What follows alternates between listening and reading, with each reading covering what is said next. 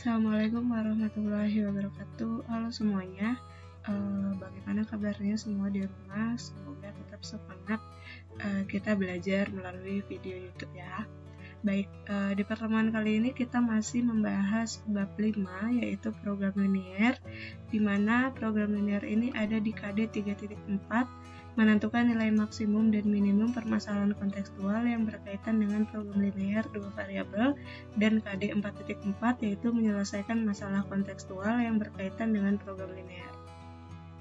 Baik, di pertemuan kali ini kita akan membahas nilai optimum atau nilai minimum dari fungsi objektif dari sistem pertidaksamaan linear. Nah, langkah-langkah untuk menentukan nilai optimum atau minimum dari fungsi objektif dengan menggunakan uji titik pojok. Yang pertama yaitu kita harus menentukan daerah penyelesaian dari sistem pertidaksamaan yang diketahui. Jadi kita harus gambar dulu di grafiknya, di sebelah mana sih daerah penyelesaiannya itu. Kemudian kita cari semua titik pojok yang diperoleh pada daerah penyelesaian tersebut. Jadi kita cari titik-titik pojoknya yang membatasi antara daerah penyelesaian dan bukan daerah penyelesaian. Langkah yang ketiga yaitu mensubstitusikan setiap titik pojok yang diperoleh ke dalam fungsi objektif yang diketahui. Jadi kita cari dulu mana titik pojoknya yang tadi, kemudian kita masukkan titik-titik pojok tersebut ke dalam fungsi objektif. Nah, setelah dimasukkan atau disubstitusi nilai titik pojoknya ke fungsi objektif, baru kita dapat yang mana sih yang nilai maksimum dan yang mana nilai minimumnya. Untuk lebih jelasnya, kita perhatikan contoh soal berikut ini. Oke, contoh soalnya yaitu tentukan nilai maksimum dan minimum dari fungsi objektif fx, y, yaitu 50x tambah 40y pada daerah penyelesaian sistem pertidaksamaan. Yang pertama, x plus 2y kurang dari sama dengan 10, kemudian 3x plus y kurang dari sama dengan 15, kemudian x lebih dari sama dengan 0, dan y juga lebih dari sama dengan 0. Nah, ini ada lagi namanya fungsi objektif, jadi fungsi yang dituju nanti ya. Nah, seperti materi sebelumnya, kita cari tahu dulu nih daerah himpunan penyelesaiannya dari mana, daerah penyelesaiannya itu dari mana gitu ya. Ini ada 4 pertidaksamaan, kita selesaiin dulu yang pertama sama yang kedua. Langkah pertama untuk pertidaksamaan yang pertama, kita ubah jadi sama dengan x tambah 2y, ubah aja tandanya jadi sama dengan 10.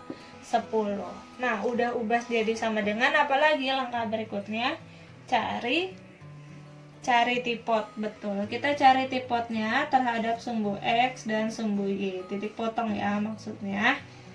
X 0, kita tutup x nya 0, dapat y nya berapa? 2y sama dengan 10.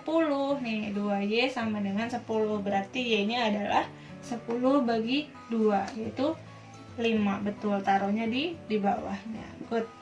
Kemudian yang kedua, y-nya 0, kita tutup, y-nya 0, berarti x-nya sama dengan 10. Taruh pasangannya atas bawah ya, jangan lupa.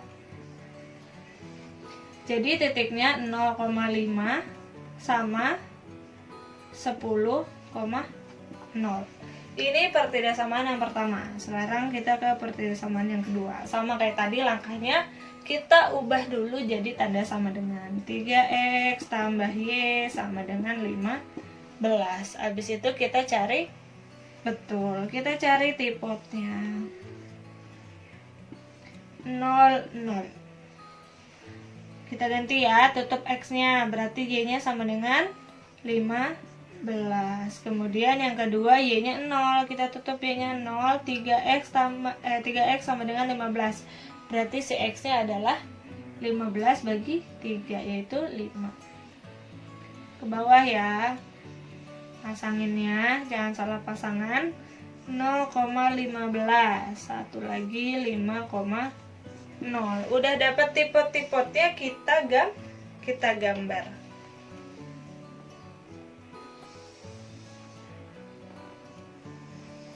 Berasa gambarnya langsung skala 5 ya, biar ini karena papan tulisnya kecil. 5, 10, 15, langsung skala 5. 5, 10, 15. Kita dari garis yang pertama dulu. X, Y, jangan lupa. Kalau lupa boleh ditulisin kecil. X, Y.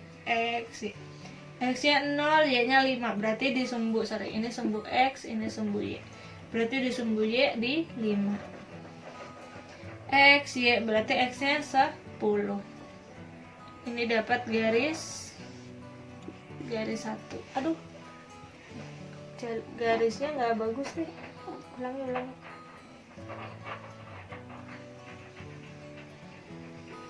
Oke, ini garis 1. Terus gimana? Udah dapat garis 1, kita uji dulu. Langkah 1, langkah A, langkah B gambar, langkah C uji. Uji 0,0. Ya, kurang ke bawah. Langkah yang C, kita uji 0,0 ke pertidasamaan yang pertama.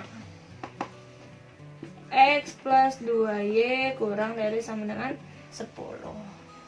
0 kurang dari 10. 0 kurang dari 10 benar apa salah? Benar. Ingat, kalau kita mau menggambar berarti kita arsir daerah yang salah. Nih 0,0 di sini berarti 0,0-nya nggak boleh kena arsir karena dia benar. Kita arsir yang salah, berarti kita arsir ke atasnya ya. Arsir ke atas, garis-garis kita arsir ke atas. Next, garis kedua, XY.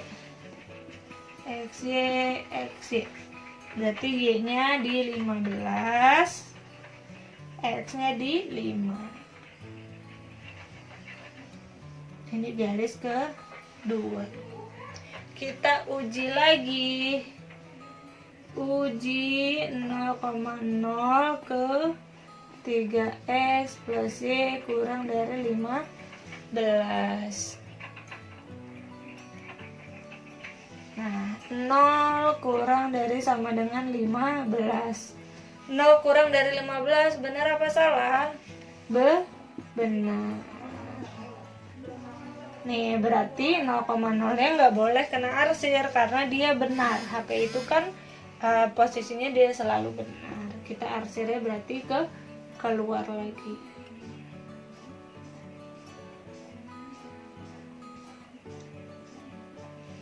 Gitu. Ada pertidasamaan yang ketiga dan yang keempat sih pelengkapnya. Ini 3, ini 4. Berarti kita langsung aja arsir ke kiri sama ke bawah. Arsir kiri sama arsir bawah. Gitu ya. Nih, kita arsir yang kiri sama arsir yang bawah. HP-nya yang mana yang bersih? Nih, HP. Gitu. HP-nya kecil ya? Iya, nggak apa-apa, HP-nya kecil. Dari HP kita namain titiknya, ada titik A, titik B, titik C, titik D. Jadi ada titik-titik pojok nih yang suka mojok-mojok nih. Ini namanya titik pojok. Kita titik pojoknya kasih nama A, B, C, D. Gitu. Mau ke sini dulu boleh, kemana dulu boleh, tapi setiap titik harus dikasih nama. Gitu ya. Kita masukin ke, waduh papannya nggak muat nih, ke tabel fungsi objektif. Nggak muat guys. Kita masukin ya ke tabel fungsi objektif. Ini nih HP-nya nih, masih kelihatan kan kecil. Kita buat dulu tabelnya.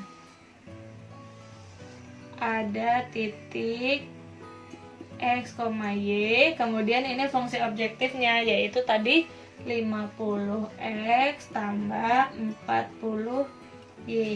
Ada titik A, titik B, titik C, titik D.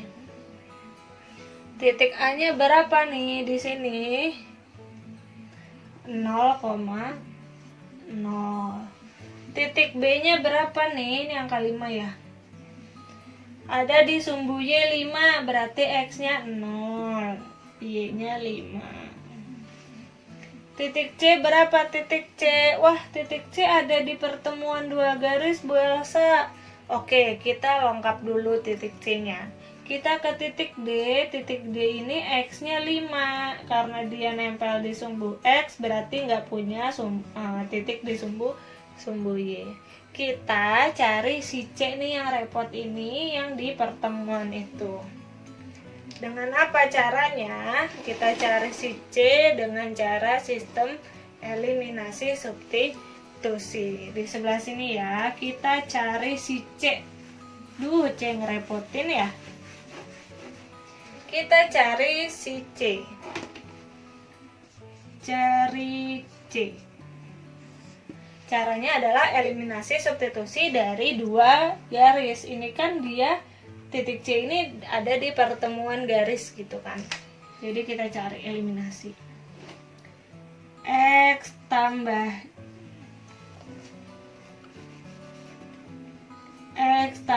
2Y sama dengan 10. Yang satu lagi 3X tambah Y sama dengan 15. Kita harus samakan salah satu variabelnya. Bu Elsa mau samain yang atas A, yang X-nya disamain. Berarti yang atas kali 3, yang bawah kali 1. X kali 3, 3X. Tambah 2 kali 3, 6Y. Sama dengan 10 kali 3, 30. Yang bawah kali 1 tetap. 3X tambah Y sama dengan 15. Nih, biar si X-nya hilang, kita harus kurangi. 3X kurangi 3X habis. 6 kurangi, ini angka berapa ya? Ini angka 1. 6 kurang 1, 5. Y sama dengan 30 kurang 15, 15. Berarti Y-nya sama dengan 15 per 5, yaitu 3. Udah dapet Y, kita belum punya X Bu Elsa. Kita masukin ke sini boleh, ke sini boleh. Tapi Bu Elsa mau yang atas. Punya Y-nya 3, kita substitusi ya. Substitusi. X tambah 2Y sama dengan 10. Kemudian kita ganti Y-nya dengan 3X tambah 2 kali 3 sama dengan 10. X tambah 6 sama dengan 10. Maka nilai X sama dengan 4. X-nya 4, Y-nya 3. Berarti si C nih yang ketemuan itu, dia ada di titik 4,3. Kita balik lagi ke sana. Kita tinggal masukin, ganti X sama Y ini dengan titik-titik yang di sini. Yang pertama 50 kali 0 tambah 40 kali 0 sama dengan 0. Yang kedua kita ganti berapa nih? 50 kali 0 tambah 40 kali 5. 50 kali 0, 0. 40 kali 5, 200. Yang ketiga, 50 kali 4 tambah 40 kali 3. 50 kali 4, 200. 200 tambah 120, yaitu 320. Kemudian yang terakhir 50 kali 5 tambah 40 kali 0, 250. Karena yang ditanyakan nilai maksimum dan minimum, berarti yang nilainya paling besar sebagai maksimum, yang nilainya paling kecil sebagai minimum. Jadi nilai maksnya berapa? 320. Minnya 0. Seperti itu. Oke, soal berikutnya yaitu tentukan nilai minimum fungsi dari fungsi objektif fx, y 100x tambah 80y dari daerah penyelesaian berikut. Nah, udah ada gambar grafiknya, kemudian udah ada daerah HP-nya yang ditanyakan nilai minimumnya dari fungsi objektif berikut. Nah, yang pertama kita harus tahu dulu bagaimana bentuk pertidaksamaannya. Nah, sebelum ke situ kita cari tahu dulu titik pojok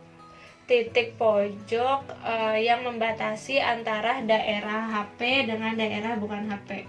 Ini kan daerah HP-nya gini kan ya, dibatasi ini kan ya. Nah, gitu. Ini yang HP keluar sini. Titik-titik pojoknya mana sih? Yang pojok-pojok perbatasan antara dia HP sama bukan HP. Titik itu kan pertemuan dari dua garis ya nih. Ini titiknya satu, ketemu kan antara garis ini sama garis ini. Titik pojok, yang titik-titik pojok.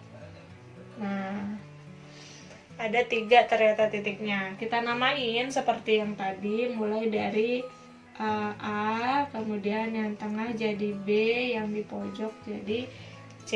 Itu kan A, B, C. Ini titik pojoknya. Ini titik pojok bukan. Ini titik pojok bukan. Kan dia bukan titik, bukan pertemuan dua garis.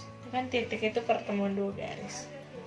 Oke, kita coba masukin ke tabel fungsi objektif. Seperti biasa, yang atas ini XY, terus fungsi objektifnya adalah 100X tambah 80Y. Masukin mulai dari titik A, titik B, kemudian titik C. Titik A ini berapa sih? X-nya ada nggak? Nggak ada. Y-nya ada nggak? Ada, yaitu 5. Berarti 0,5. Nih, dia disumbu Y. Berarti cuma punya angka Y-nya aja 5. X-nya nggak ada. B-nya gimana nih? Kalau yang ketemu begini nih pasti repot nih. Kita keep dulu, kita simpan dulu ya, kita tahan dulu. Lanjut ke yang C. Yang C titiknya berapa nih? X-nya 6, Y-nya ada nggak? Nggak ada, 0. Baru kita cari nih yang repot nih, si B. Cari B. Cari B kan harus eliminasi substitusi ya? Nah, dari mana? Dari garis ini. Garisnya kita namain dulu, jadi ada garis 1 sama ada garis 2. Garis 1 sama G2, garis 1 sama garis 2. Garis 1 persamaannya berapa nih? Kayak yang tadi masih ingat nggak? Buat mencari persamaan garisnya, yang Y jadi X, yang X jadi Y.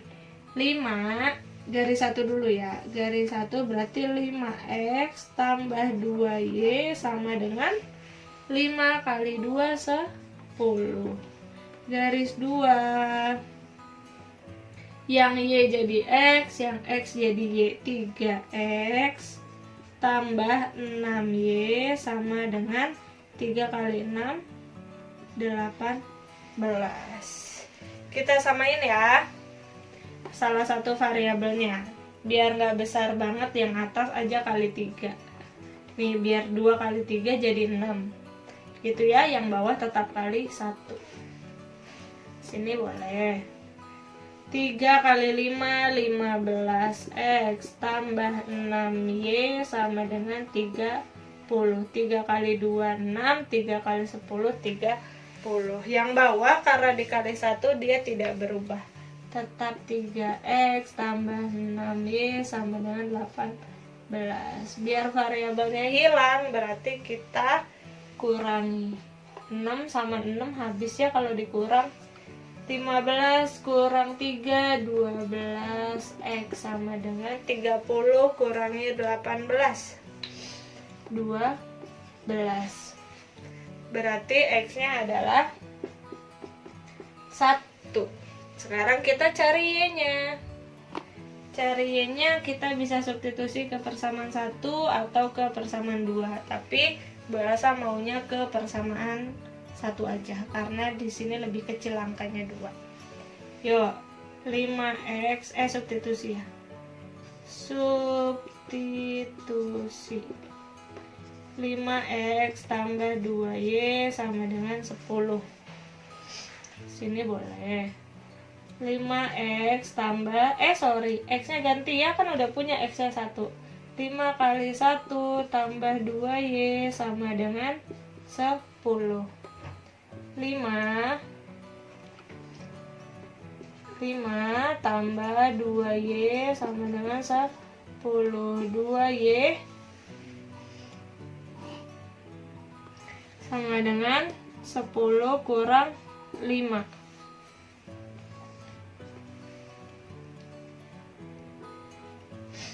Lanjut, berarti 2y sama dengan 5. Berarti y sama dengan 5 per 2. Nggak apa-apa, 5 per 2 pecahan nggak apa-apa. Balik lagi ke tabel fungsi objektif. X-nya dapat 1, y-nya 5 per 2. Masukin deh ke atas. 100. X-nya ganti dengan yang di sini ya, yang sebelah kiri sebagai X, yang sebelah kanan sebagai Y. 100 dikali 0 tambah 80 kali 5. 80 kali 5, 400. Ini habiskan 100 kali 0, 0. Kemudian ini 100 kali 1 tambah 80 kali 5 per 2 sama dengan 100 kali 1, 100 ditambah 80 bagi 2, 40. 40 kali 5, 200 sama dengan 300. Titik yang ketiga, 100 kali 6 tambah 80 kali 0. Bisa ya? Berarti tinggal 600. Jadi nilai minimum adalah berapa yang paling kecil? Ini ada 400, 300, 600. Paling kecil berapa? Paling kecil 300. Oke, yang berikutnya ada soal cerita. Di sini kalian bisa baca sendiri atau di sebelumnya juga kalian bisa baca. Takutnya yang saya baca ada yang kelewat gitu ya. Di sini seorang pemborong hanya mempunyai persediaan 100 kaleng cat biru dan 240 kaleng cat putih. Kemudian pemborong tersebut mendapatkan order untuk membuat ruang tamu dan kamar tidur di suatu perumahan. Nah, setelah dihitung bahwa untuk mengecat ruang tamu itu menghabiskan 1 kaleng cat biru dan 3 kaleng cat putih. Sedangkan 1 kamar tidur itu menghabiskan 2 kaleng cat biru dan 2 kaleng cat putih. Jika biaya yang ditawarkan untuk mengecat ruang tamu adalah Rp300.000 dan kamar tidur Rp250.000, buatlah model matematikanya. Nah, caranya, triknya adalah dari soal ini kamu lihat dulu satuannya. Di sini kan 100 kaleng, 450 kaleng. Nih ya, kaleng semua. Tapi yang bawah ternyata ada angka dengan satuan rupiah gitu. Berarti ini kan beda sendiri ya. Ada 300.000 untuk ruang tamu sama 250.000 untuk kamar tidur. Nah, karena dia beda sendiri, bisa dipastikan mereka adalah fungsi objektif. Fungsi objektif yaitu fx, y. 300.000 x tambah 250.000 y. Nah, dari sini kita tahu bahwa si x itu adalah ruang tamu dan si y-nya adalah kamar tidur.